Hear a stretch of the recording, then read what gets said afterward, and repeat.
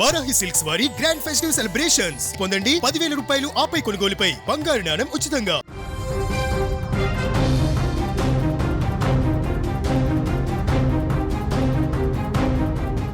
Gannavaram airport వద్ద పొగమంచు కమ్ముకుంది. విమానాల రాకపోకలు తీవ్ర ఆలస్యం అవుతున్నట్లుగా తెలుస్తోంది.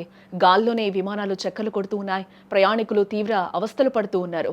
ఏపీలోని గన్నవరం అంతర్జాతీయ విమానాశ్రయంలో సోమవారం ఉదయం దట్టమైన పొగమంచు కమ్ముకుంది. సాధారణంగా శీతాకాలం కావడంతో ఈ ప్రాంతంలో మంచు ప్రభావం ఎక్కువగా ఉన్నప్పటికీ నేడు దృశ్యమానత అత్యంత తక్కువగా ఉండడంతో విమానాల రాకపోకలకు తీవ్ర అంతరాయం ఏర్పడింది.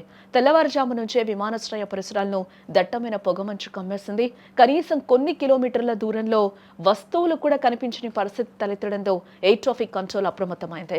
రన్వే సరిగ్గా కనిపించకపోవడంతో విమానాల ల్యాండింగ్ టేకాఫ్ ప్రక్రియలకు ఇబ్బందులు ఎదురైనట్లుగా కూడా తెలుస్తోంది. ఈ పొగమంచు ప్రభావం ముఖ్యంగా ఢిల్లీ నుంచి వచ్చిన ఎయిర్ ఇండియా విమానంపై కూడా పడిందని చెప్పుకోవచ్చు. రన్వేపై ల్యాండ్ కావాల్సిన సమయంలో దృశ్యమానత తక్కువగా ఉండడంతో పైలట్లు విమానాన్ని ల్యాండ్ చేయలేకపోయారు. దీంతో సురక్షిత కారణాల దృష్ట్యా ఆ విమానం గన్నవరం ఆకాశంలోనే కొద్దిసేపు చక్కర్లు కొట్టాల్సి వచ్చింది. వాతావరణం అనుకూలించకపోవడంతో అటు హ్యాండ్లింగ్ సర్వీసులకు ఇటు ఏటీసీ అధికారులకు విమానాల నిర్వహణ సవాలుగా మారిందని కూడా ఇక్కడ చెప్పుకోవచ్చు.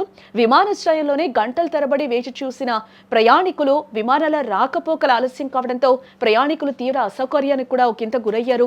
పనుల మీద, అత్యవసర వైద్య చికిత్సల కోసం మరియు ఇతర పనుల నిమిత్తం వివిధ నగరాలకు వెళ్లాల్సిన వారు గంటల తరబడి విమానాశ్రయంలోనే వేచి చూడాల్సి వచ్చింది.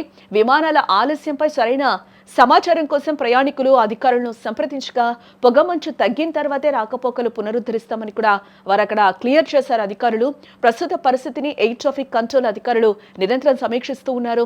పొగమంచు తీవ్రత తగ్గిన వెంటనే విమాన సర్వీసులు యథావిధిగా నడుస్తాయని కూడా ఎయిర్పోర్ట్ అధికారులు చెప్తూ ఉన్నారు.